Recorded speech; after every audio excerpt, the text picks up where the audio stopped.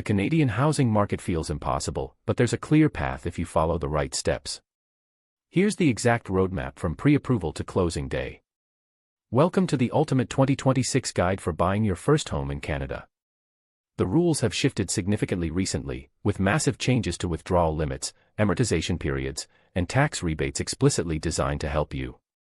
Today, we're cutting through the noise. I'll walk you step by step through the exact financial vehicles and procedures you need to finally get the keys to your own front door. Step 1 is defining your target, the down payment. In Canada, your minimum down payment depends entirely on the purchase price. For homes under $500,000, you only need 5%. For homes between $500,000 and $1 million, you need 5% on the first $500,000, and 10% on whatever is left over. Anything above $1 million requires a massive 20% down payment upfront. Keep in mind, if you put down less than 20%, you will be legally required to purchase mortgage default insurance, commonly known as CMHC insurance. Step 2 is utilizing your ultimate weapon, the First Home Savings Account, or FHSA. This is the single most powerful tool in your arsenal. You can contribute up to $8,000 per year, up to a lifetime total of $40,000. It combines the best of both worlds. Every dollar you put in is tax-deductible just like an RRSP, and every dollar you pull out to buy your first home is entirely tax-free, including all the investment growth, just like a TFSA. If you plan to buy a home, opening and maxing this account is mandatory. Step 3 is rating your retirement fund in a smart way using the RRSP Home Buyers Plan. The government increased this limit, allowing individual first-time buyers to withdraw up to $60,000 completely tax-free from their RRSP to use as a down payment. If you're buying with a partner, that's $120,000 combined. The catch: it acts as a zero-interest loan to yourself. You must begin repaying this money back into your RRSP over a strict 15-year schedule, otherwise those required payments are added to your taxable income for the year. Step 4 is getting mortgage pre-approval and surviving the stress test. Do not shop for homes without a pre-approval. It locks in an interest rate for up to 120 days, protecting you if rates jump. Be prepared for the stress test. For 2026, regulators require you to prove you can afford your mortgage at a rate of 5.25%, or your offered contract rate plus 2%, whichever is higher. Even if you are offered a 4% mortgage, the bank assesses you as if you are paying 6%, significantly lowering your maximum buying power. Step 5 is deciding your timeline. Historically, if you paid less than 20% down, you were strictly limited to a 25-year mortgage.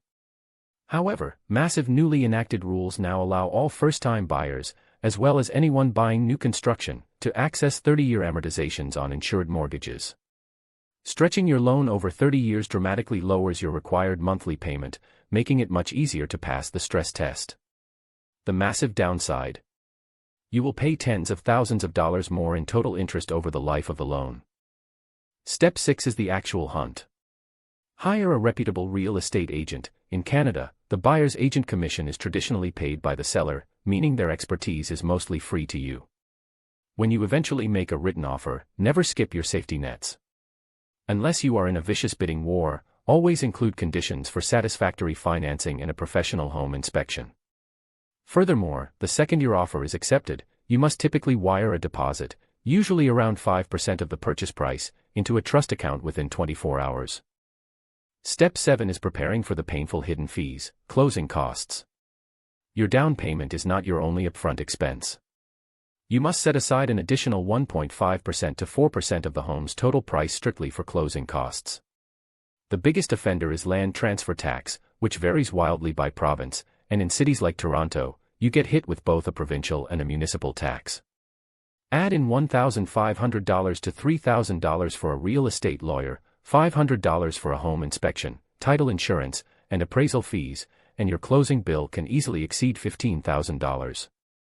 To soften the blow of those costs, Step 8 is leveraging the brand new 2026 First-Time Home Buyers Gulf Standard Time/Hawaii Standard Time rebate.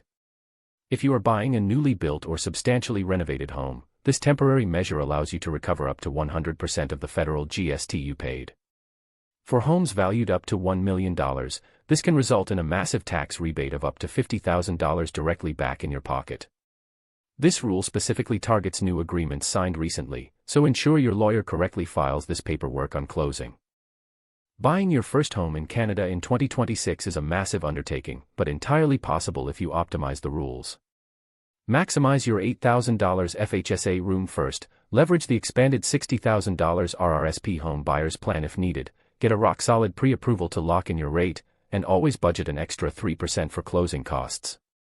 Do not let the headlines paralyze you. Follow the systematic roadmap, protect your offer with conditions, and you'll be well on your way to homeownership. Thank you for watching. If you liked this video, please like and subscribe.